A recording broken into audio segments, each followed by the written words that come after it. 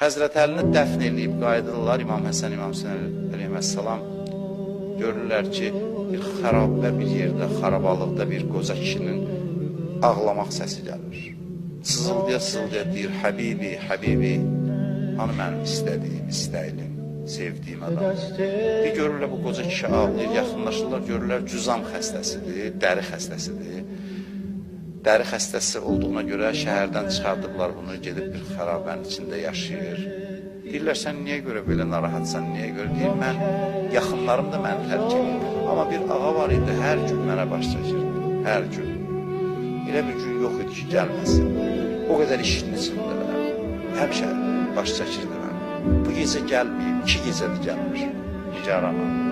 Bir onun elə isti nəfəsi var idi, nəvazişi var idi, darıxmışam onun üçün. İmam Həsən əleyhissalam deyir ki, filan əlamətləri, filan deyir, o mənim atam Əmir əl-Möminindir.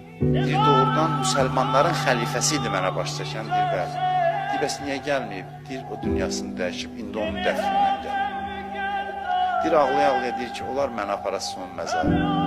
Aparırlar, deyir, gözü də görmür.